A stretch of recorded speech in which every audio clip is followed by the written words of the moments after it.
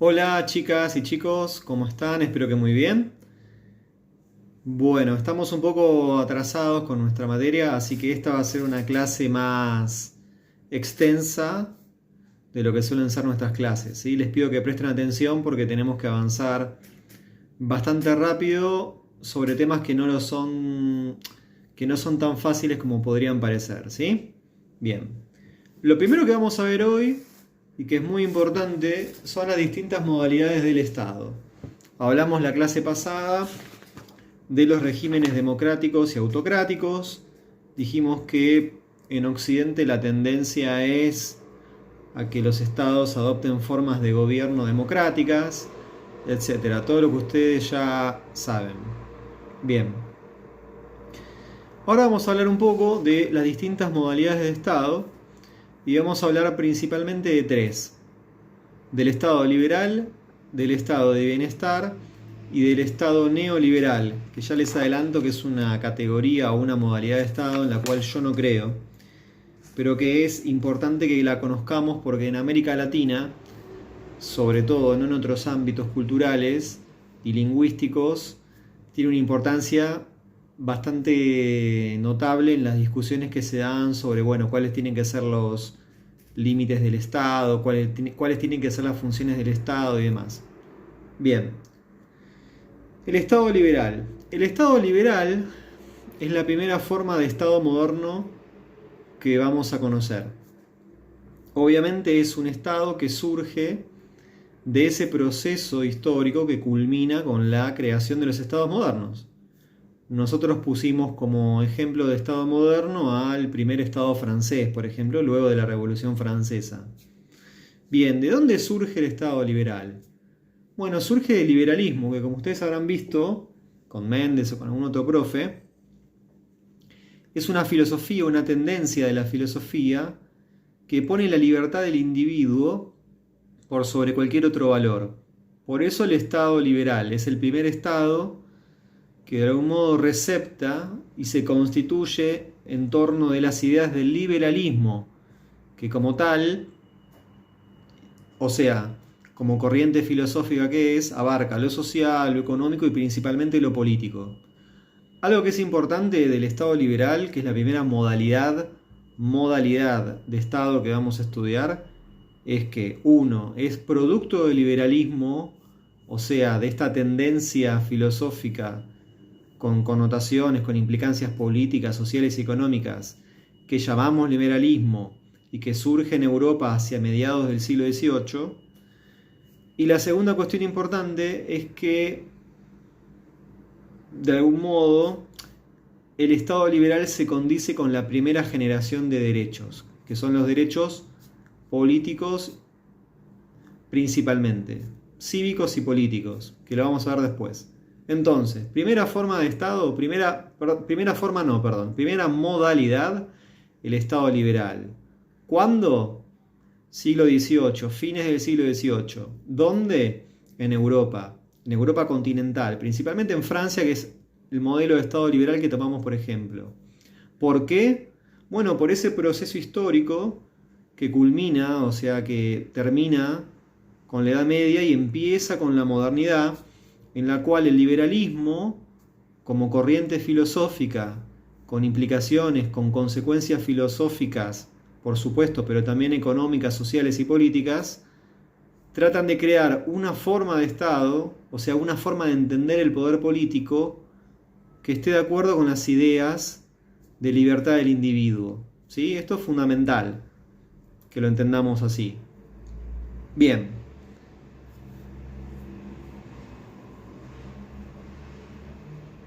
Acá en el libro, por ejemplo, marca como importante respecto de esta modalidad de Estado que llamamos Estado liberal, que es la primera forma de Estado que tiene una constitución. Esto es algo bastante obvio, ¿no? Hablamos la clase pasada de que el Estado moderno presupone, una constitución como ley primera, como ley que organice a ese Estado. Otra característica que el libro resalta, una pena que ustedes no lo tengan, es que esta forma de Estado, esta modalidad de Estado, se los voy a leer.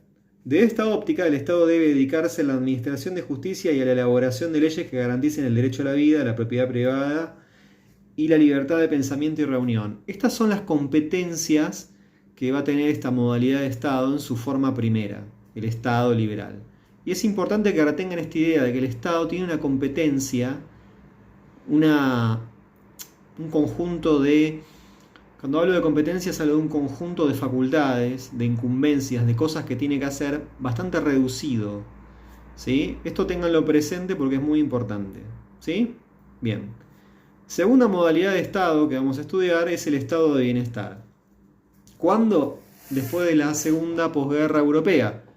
Ustedes saben que en la historia de Europa hubo dos grandes guerras mundiales, que aunque se dieron principalmente en Europa, llamamos mundiales porque involucraron a buena cantidad de los países del mundo, y porque si bien el escenario bélico se desarrolló principalmente en Europa, también hubo conflictos y batallas y demás por fuera del continente europeo.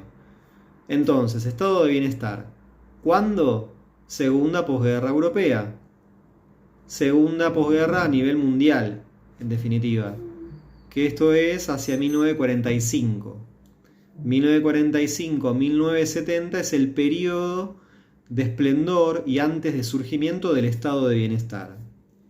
¿Qué es el estado de bienestar? Bueno, es un estado, una modalidad de estado, que a diferencia del estado liberal del siglo XVIII, propio o consecuencia del liberalismo y sobre todo del liberalismo político, el estado de bienestar que surge, como ya dijimos, en la segunda posguerra europea. ¿Se acuerdan cuando hablamos de que el Estado liberal tenía un conjunto de competencias muy reducidas? ¿Cuáles eran las competencias del Estado liberal? La justicia y la seguridad, básicamente. Policías, soldados, jueces. En cambio, en el Estado de bienestar, que es producto de una filosofía económica y también política que se llama keynesianismo, y que ustedes hoy en día habrán escuchado hablar de esto porque está muy de moda en los debates televisivos acá en Argentina. Esta filosofía, que fue propuesta por John Keynes, que fue un economista austríaco, propone que el Estado tenga un rol activo en la economía y que tenga ese rol activo en la economía para garantizarle derechos a la ciudadanía, a los ciudadanos, de una forma que el Estado liberal, según Keynes, no podía garantizarle ni había podido garantizarles. Entonces, ¿cuáles son las modalidades de Estado que el libro propone como antagónicas, como enfrentadas? El Estado liberal, Estado centrado en la libertad del individuo, en la libertad de la persona, y el Estado de bienestar, que como lo dice la palabra, de algún modo, aunque no sea mi opinión, busca que la mayor cantidad posible de personas, de ciudadanos, tenga una mejor calidad de vida a través de una participación activa del Estado en la economía. Por eso estado de bienestar. Entonces, posible pregunta de examen. ¿Cuáles son las competencias del estado de bienestar? No son solamente la administración de justicia y la seguridad. También va a ser la gestión económica. Va a ser, por ejemplo, la intervención del Estado en la economía. Y esto es fundamental, chicos, porque, a ver, en definitiva la economía forma parte del poder. Y como decía Lenin, que fue una mala persona, pero una persona que de política sabía mucho, el poder lo es todo. Salvo el poder, lo demás es ilusión, decía Lenin, que fue el padre de la revolución bolchevique, la peor tragedia que conoció la humanidad. Pero bueno, en esto tenía mucha razón, ¿sí?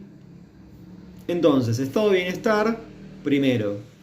Estado liberal, estado de bienestar. Y luego de que el estado de bienestar entra en crisis, porque por supuesto, ya vamos a ver con más detalle después por qué, mejor dicho, los estados de bienestar entran en crisis, ¿no? Pero bueno, después del estado de bienestar, ¿qué surge? Surge el famoso estado neoliberal, que yo acá les hago una aclaración, que es que no creo tanto en esta categoría. O sea, sí creo en la modalidad del estado liberal, y sí creo que se puede llamar estado de bienestar a esa forma de estado que estudiamos antes. Pero el estado neoliberal es algo bastante complejo y es algo muy opinable. Pero bueno, de todas formas lo vamos a estudiar. Entonces, primera modalidad de estado, estado liberal.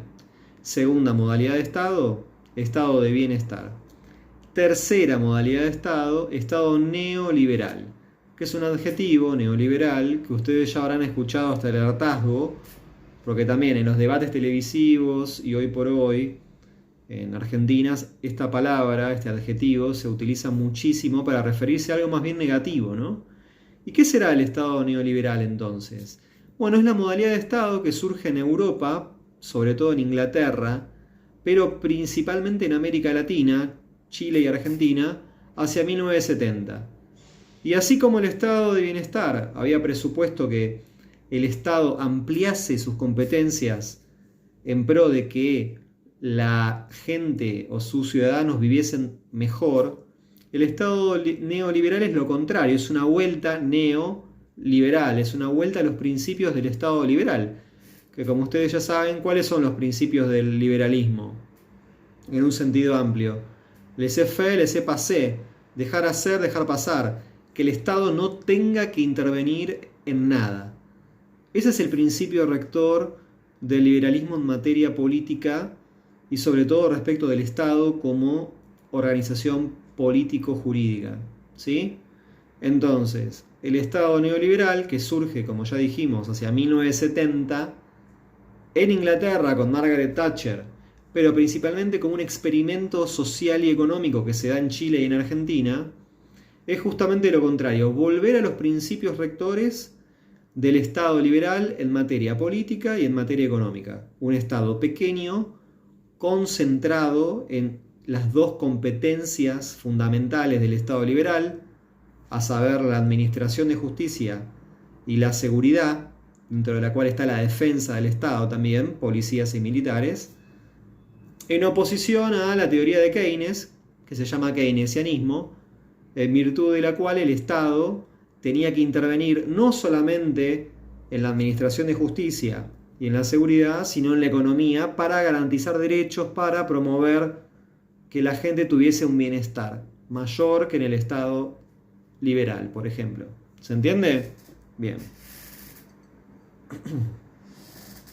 En resumen, Estado liberal, ¿cuándo? Siglo XVIII, ¿dónde? Europa continental. ¿Por qué? Consecuencia del liberalismo económico y del liberalismo político, que son ramas o consecuencias del liberalismo como filosofía. Con lo cual, para el examen, que va a ser dentro de poco, van a tener que repasar y estudiar por cuenta de ustedes, qué fue el liberalismo, ¿sí? Porque es muy importante para entender qué fue y qué es todavía el Estado liberal. Bien. Estado de bienestar, entonces. ¿Cuándo? Segunda posguerra europea. O sea, 1945-1970. ¿Dónde? También Europa continental. ¿Por qué? Teoría keynesiana. Y les agrego otro porque la Segunda Guerra Mundial, como ustedes ya saben, después de la Segunda Guerra Mundial, Europa continental, España, Francia, Alemania y demás, quedaron totalmente destruidas. Parte de la reconstrucción europea presupuso que los estados, quienes tenían el poder político, también se metiesen en la economía, que por lo general hasta ese momento había sido un ámbito propio de las personas que no tenían el poder político. ¿Sí? Estado neoliberal. ¿Cuándo? 1970. ¿Dónde? Europa, Inglaterra, pero América Latina. Por eso es tan importante el Estado neoliberal como modalidad del Estado en América Latina y las discusiones que se están dando hoy en día también. ¿Por qué? Bueno, porque el Estado de bienestar entró en crisis en Europa y en todas partes donde se había instalado, también en América Latina, y porque la filosofía política y económica de la época era volver a las raíces del liberalismo, que como ustedes ya saben, proponía el laissez-faire, laissez-passer, dejar hacer, dejar pasar, que el Estado no interviniese en nada que no fuera la administración de justicia y en la seguridad del Estado. ¿Sí? O sea, es una suerte de volver a los principios que fundaron el Estado liberal hacia 1800, comienzos del siglo XIX, fines del siglo XVIII, comienzo del siglo XIX, fines del 1700, comienzos del 1800. ¿Sí? Bien. ¿Por qué entra en crisis el Estado liberal? Porque supuestamente quienes han estudiado este tema dicen que el Estado no puede garantizar derechos que son necesarios para la coexistencia pacífica en sociedad. ¿Se acuerdan cuando hablamos de que el Estado tiene por finalidad última que haya paz social? Bueno, por lo visto, quienes estudiaron el tema, con una base de evidencia empírica, notaron que el Estado, si no interviene en la economía se dan ciertos problemas, ciertas desigualdades que son muy difíciles de solucionar. Por eso surge esta idea de que el Estado tiene que intervenir en la economía. Si vos tenés más plata que yo, vos me tenés que dar esa plata porque a vos te sobra y hay otro que le falta. Bueno, esa es una típica idea intervencionista en la cual el Estado se mete en un ámbito, en una competencia, la economía, que en principio, cuando surge el Estado moderno, no le era propia. Cuando surge el Estado moderno, acuérdense cuáles eran las competencias. Administración de justicia, por un lado, seguridad, nada más.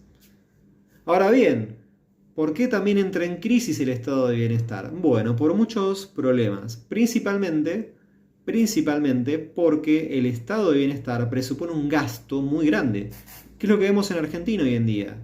El Estado decide intervenir en la economía en pro de garantizar ciertos derechos que el Estado, o sea, quienes tienen el poder político, consideran que son necesarios para el bienestar general de la población. Pero ¿cuál es el problema? Si yo te quiero regalar 100 pesos y no los tengo que pedir prestados, los tengo que robar o se los tengo que sacar a alguien. Bueno, este fue un poco el gran problema del estado de bienestar.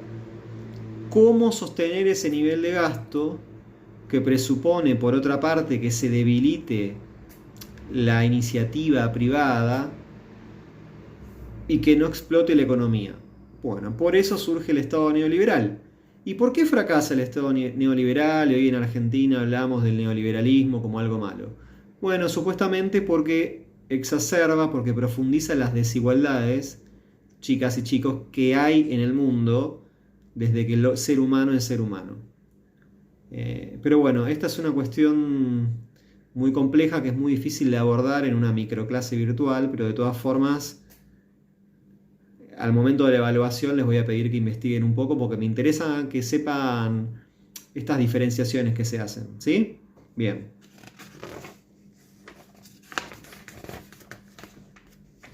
Entonces, terminamos con la modalidad de estado y vamos a ver un poquito de los... A ver, porque lamentablemente no tenemos la posibilidad de encontrarnos y es complicado. A ver.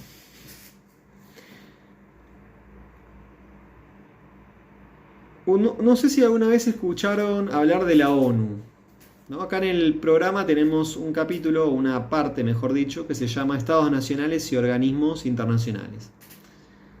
¿De qué hablamos cuando hablamos de Estados Nacionales y organismos internacionales? Bueno, al parecer no, en verdad, en el mundo, si uno mira el mundo y ve los países, si uno ve un mapa político del mundo, cada unidad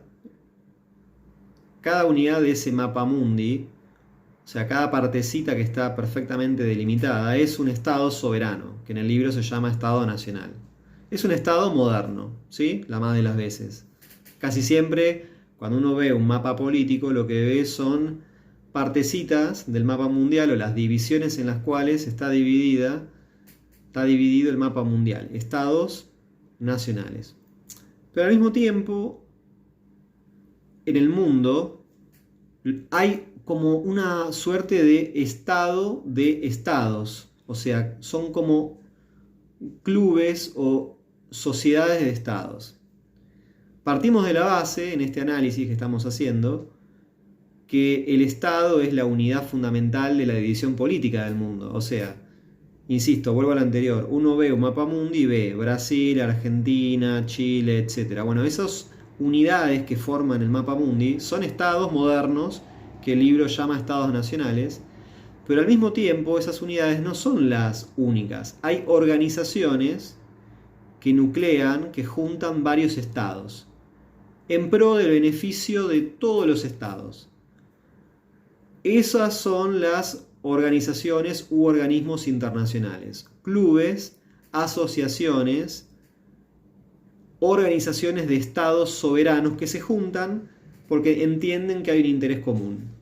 La más importante es la ONU, la Organización de las Naciones Unidas, y que, como ustedes ya sabrán, surge después de la Segunda Guerra Mundial, justamente para evitar que hubiese otra guerra mundial. ¿Cuándo termina la Segunda Guerra Mundial? 1945. ¿Por qué surge la ONU, Organización de las Naciones Unidas? Para evitar, en principio, que haya otra guerra mundial, para evitar que haya desequilibrios entre los estados. A ver, chicos, porque volvemos a la frase de Lenin: salvo el poder, todo es ilusión. Y los estados no son iguales, aunque supuestamente debieran serlo. No es lo mismo Estados Unidos que Bolivia. Estados Unidos tiene muchísimo más poder económico, militar, político y demás que Bolivia. Y bueno, la ONU se crea como esta suerte de club, como esta suerte de reunión de estados para garantizar la paz y para garantizar la coordinación y la cooperación entre los estados. ¿Sí? Justamente para promover el desarrollo, para evitar la guerra, para promover la paz y el bienestar de todos los estados a nivel mundial. ¿Sí? Bien. Hay otras organizaciones. El Mercosur, por ejemplo, es una organización de estados. Son varios países, varios estados modernos de América Latina, Argentina, Brasil, Uruguay, en parte Paraguay y Bolivia, que se juntan y resuelven ciertas cuestiones económicas juntos. Pero la organización internacional más importante, que es la que tenemos que estudiar y comprender mejor, es la ONU, Organización de las Naciones Unidas. Es el estado de los estados, es el club de los estados con el fin de que haya paz, de que haya cooperación y de que haya solidaridad entre los estados. Pero a ver, es un estado de estados, por así decirlo. Con lo cual, aunque acá no se aborde con demasiada profundidad, la ONU es como un gobierno mundial, en parte, con muchas limitaciones, pero se podría decir que es como una suerte de gobierno mundial. O mejor dicho, que es una suerte de estado de estados que tiene importancia en la toma de decisiones a nivel mundial, ¿sí? Obviamente esto es mucho más complejo, no lo podemos abordar por acá, pero bueno, en fin, podemos, aunque sea, nombrarlo y que ustedes sepan que la ONU existe, que es muy importante. Bien. ¿Qué son las políticas públicas, chicas y chicos? Que es el segundo tema que nos convoca en esta microclase. Bien.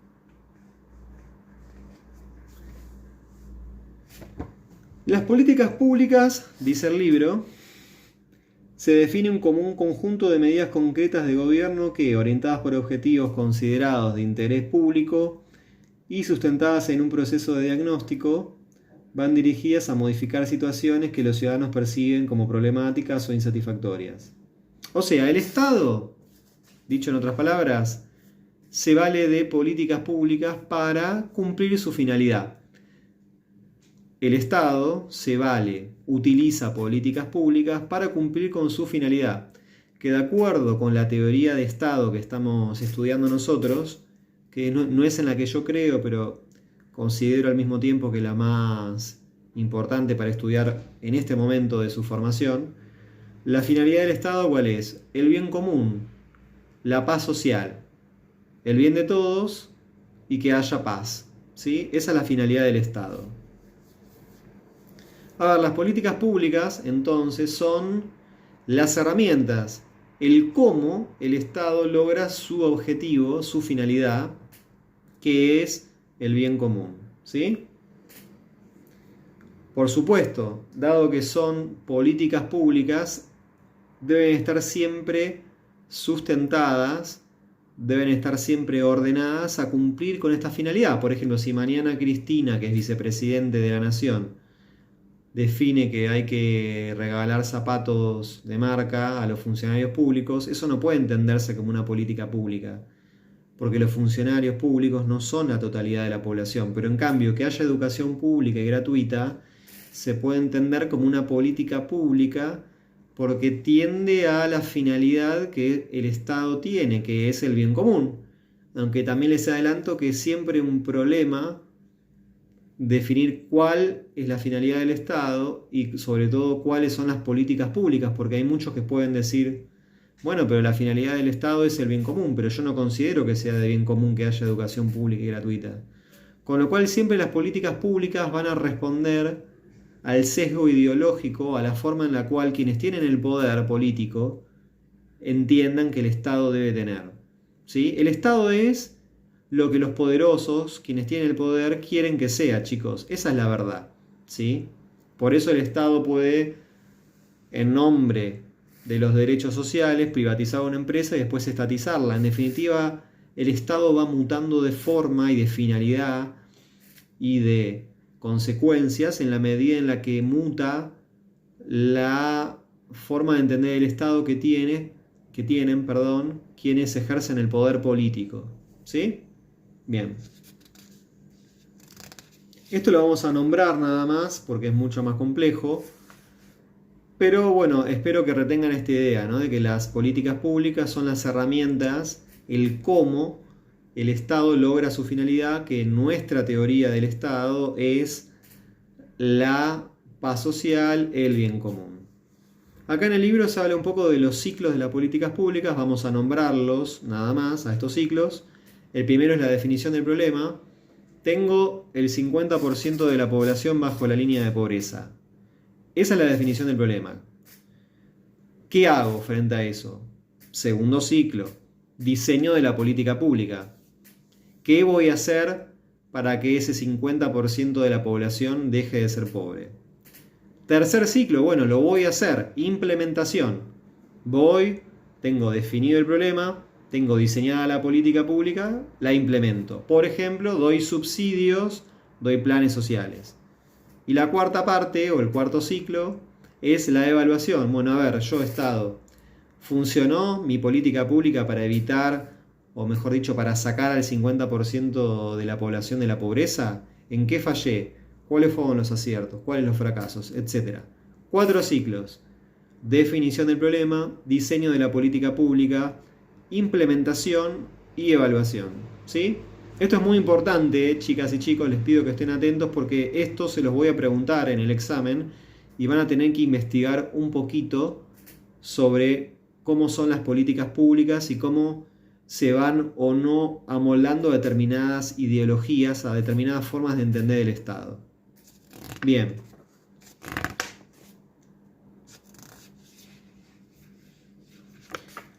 Entramos ya en el capítulo 2 del libro, que se llama Ciudadanía, Democracia y Participación, ¿no? Vaya nombre para nuestra materia. Ciudadanía, Democracia y Participación. Bien. La pregunta acá, como siempre les hago, es ¿qué es la ciudadanía? ¿Qué es la democracia y qué es la participación? Son las preguntas que siempre nos tenemos que hacer al momento de enfrentarnos a un título, como en este caso, para ordenarnos en el aprendizaje. Bien. Yo pienso que ustedes ya saben qué es la ciudadanía. No hace falta que indague demasiado. La ciudadanía, en definitiva, y voy a leer el libro porque me parece muy útil, la ciudadanía es determinada forma de pertenencia, ¿sí? La pertenencia a una determinada comunidad política, dice el libro. Y obviamente ustedes podrán relacionar esto con el Estado. ciudadano es aquel que pertenece formalmente a un Estado. Yo, por ejemplo, soy ciudadano argentino y soy ciudadano italiano. ¿Qué quiere decir eso? Que formo parte, pertenezco a la comunidad política de los argentinos y de los italianos en términos políticos institucionales. O sea, ser ciudadano de un Estado, por ejemplo el Estado argentino, implica pertenecer a esa comunidad política en virtud de una cuestión formal, la ciudadanía. Por eso los extranjeros que vienen a la Argentina y quieren nacionalizarse, quieren adquirir la nacionalidad argentina, que implica tener la ciudadanía, nacionalidad y ciudadanía es lo mismo, tienen que pasar por un proceso y demás. El Estado me reconoce como ciudadano. Me dice, vos pertenecés a la comunidad política que yo presido, de la cual yo soy la cabeza. Por eso vos sos ciudadano argentino, ¿sí? La pertenencia a una determinada comunidad política. Es decir, que los ciudadanos son aquellos que se reconocen y son reconocidos por lo demás como miembros de una comunidad organizada a la que están vinculadas por historia, costumbres, ta. Ese es el primer elemento, la pertenencia. El segundo elemento es tener ciertos derechos y ciertas obligaciones respecto del Estado que me reconoce como ciudadano. Esto es fundamental, chicas y chicos. Ser ciudadano no solamente es pertenecerle, por así decirlo, a un Estado, es tener frente a ese Estado ciertos derechos y ciertas obligaciones. ¿Sí? La tercera característica que da el libro es la siguiente: la posibilidad de intervenir en la discusión y la resolución de los asuntos comunes a través de diversas formas de participación individual, ¿sí? O colectiva. Bien, entonces, ciudadanía. La ciudadanía es básicamente la pertenencia formal a un Estado. Como elementos vimos la pertenencia a una determinada comunidad política. Comunidad política en este caso es un sinónimo de Estado. Vimos también la posesión, como dice el libro, el hecho de tener ciertos derechos y obligaciones frente a esa comunidad política, frente a ese Estado. Y la tercera, la posibilidad de intervención en la discusión y en la resolución de las cuestiones comunes, de las cuestiones políticas. Eso es político, chicos, todo lo que corresponde a la comunidad, eso es lo político. A través de diferentes mecanismos de participación individual o colectiva. ¿Y por qué es tan importante esto de la posibilidad de intervenir en la discusión y la resolución de las cuestiones políticas en forma individual o colectiva? Porque en el sistema democrático eso se logra, entre otras cosas, a través del voto. Y esto es algo que a nosotros nos interesa mucho, el sistema electoral. Por eso nos vamos a meter acá. ¿Sí? La participación ciudadana en la Constitución Nacional. Ustedes saben que el Estado argentino es un Estado moderno. Como tal, debe tener una Constitución que lo organice, y la tiene, por supuesto. El Estado argentino tiene una Constitución, que es la Constitución de la Nación Argentina.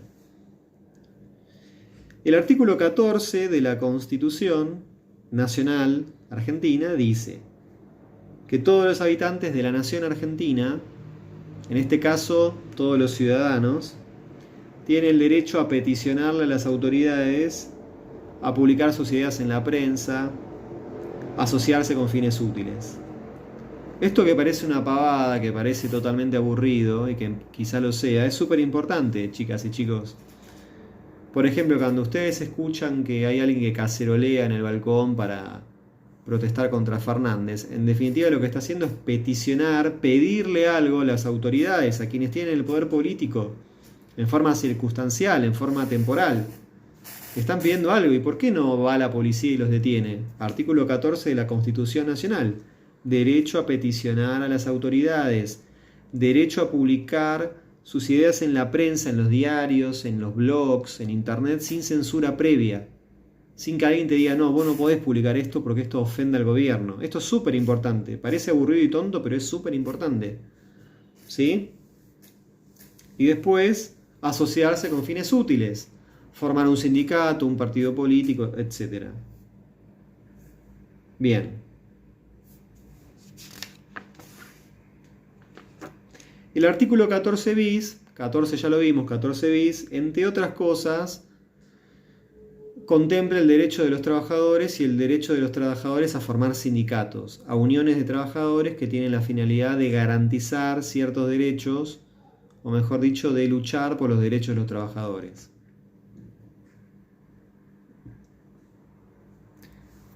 El artículo 37, bueno, en fin, esto es más complejo de lo que parece. Lo vamos a dejar por acá, si no los vuelvo locas y locos, y vamos a avanzar un poquito, que es lo que más nos interesa a nosotros, ¿sí? Que es el voto en la Argentina, el sistema electoral. Si la Argentina es un Estado moderno cuya forma de gobierno es la democracia, ya sabemos que en la democracia, democratos, el poder del pueblo, el que tiene el poder en definitiva es el pueblo. ¿Y cómo ejerce el poder el pueblo? En forma indirecta, en forma representativa. En la Argentina, que en su forma de gobierno es una democracia republicana, quienes ejercen el poder lo ejercen por medio del voto. Los ciudadanos votan a sus representantes y los representantes ejercen el poder político. ¿Sí? Bien. Pero ahora vamos a parar porque la clase se está haciendo demasiado extensa y vamos a seguir en unos minutos. Así que les pido que se queden que conserven las ideas que vinimos hablando y en breve estamos de nuevo en la segunda parte de esta microclase.